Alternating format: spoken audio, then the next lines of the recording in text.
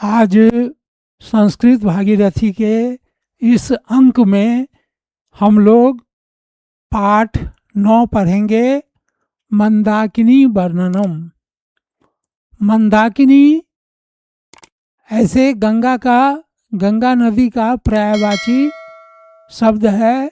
उसे हम भागीरथी भी कहते हैं और त्रिपथगा भी कहते हैं। तो अनेकों उनके पर्यायवाची नाम हैं। तो आज हम लोग यह पाठ पढ़ेंगे। यह वाल्मीकि रामायण से लिया गया है। वाल्मीकि मुनि द्वारा जो रचित रामायण है उससे यह संकलित है, जिसमें सीता के विभिन्न नामों का उच्चारण यहाँ किया गया है और मंदाकिनी नदी के सुंदरता को श्री राम दिखा रहे हैं, उन्हीं का वर्णन है।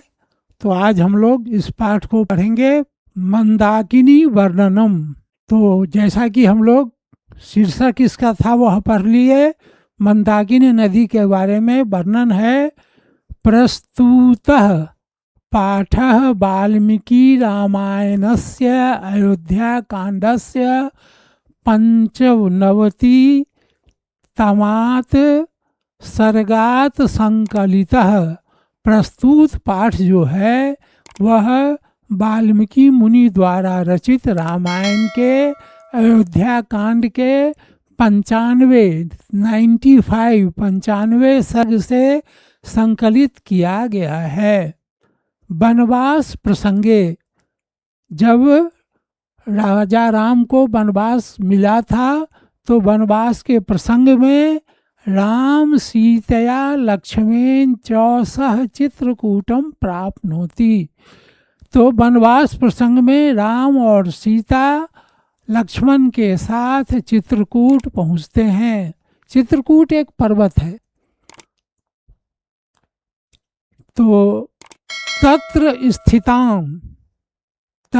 स्थितां मंदाकिनी नदीं वर्णयन् सीता संबोधयति। वहाँ पर मंदाकिनी नदी का वर्णन करते हुए माता सीता को कहते हैं। कौन कहते हैं? राम कहते हैं। इयं नदी प्राकृति उपदाने संबलिता चित्तं हरति।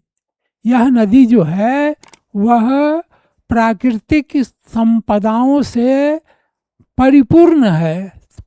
प्राकृतिक संपदाओं से घिरी होने के कारण, प्राकृतिक संपदा पेड़ पौधे और फूल फल ये सब जो है प्राकृतिक संपदा हैं।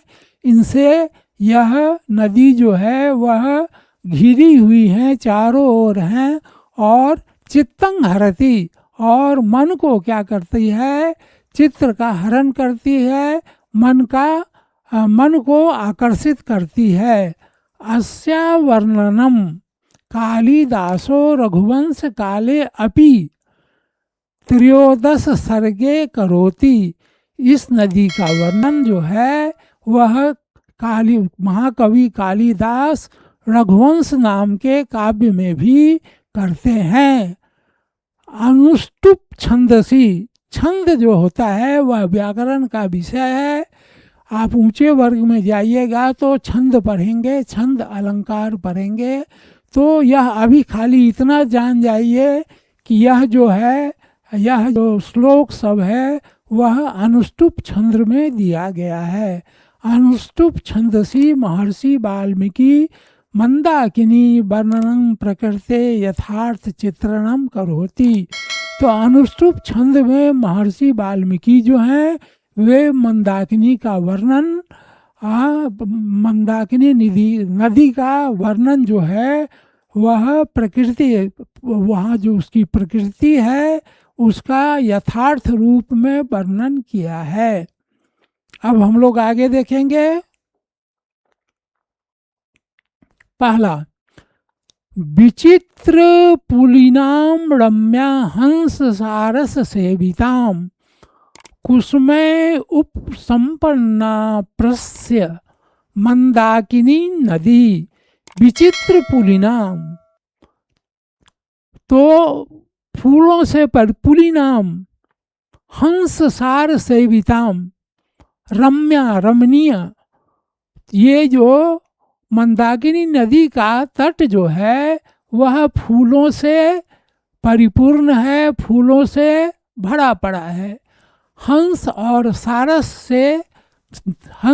सारस जो हैं पक्षी वहाँ पर कलरव कर रहे हैं, वहाँ पर उड़ रहे हैं, वहाँ पर नदी में तैर रहे हैं। कुसुमे रूप संपन्ना, कुसुम कहते हैं पुष्प को, फूलों से भरा पड़ा है। पश्य, देखो, मंदाकिनी नदी, इस मंदाकिनी नदी के तट को तुम देखो। हे सीते, यह फूलों से परिपूर्ण हंस सारस नामक पक्षियों के द्वारा वहाँ कलरव किया जा रहा है और उसके रंग बिरंगी तटों की सुंदरता को, मंदाकिनी नदी के रंग बिरंगी तटों वाली उस सुंदरता को तुम देखो।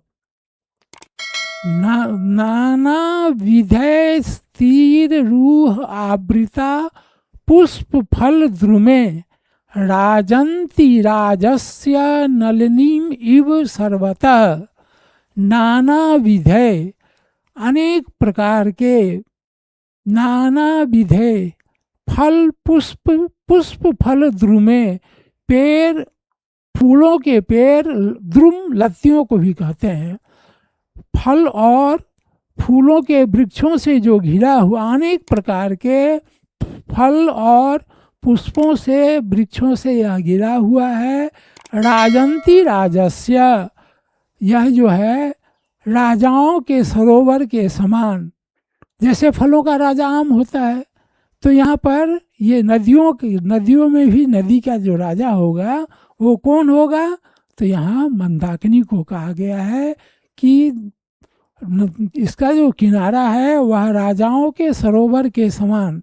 राजा के यहाँ महलों में जो सरोवर होता है उसे काफ़ी सजा कर रखा जाता है, उसी प्रकार यहाँ मंदाकिनी जो नदी है उसको सजा करके कौन रखा है? प्रकृति रखा है। तो इसकी सुंदरता सभी जगह मालूम होती है। अब हम लोग आगे देखेंगे। मृग यूथनी पीतानी कलुषा संभासी सांप्रतम तीर्थानी रमणीयानी रतिम संजयन यंती में। हे सीते, हरिणों के समूह के द्वारा मृग युथ कहते हैं समूह को, हरिणों के समूह के द्वारा कलुष संभासी सांप्रतम, जो मृग के झुंड आया, वहाँ झुंड जो आया वह क्या किया?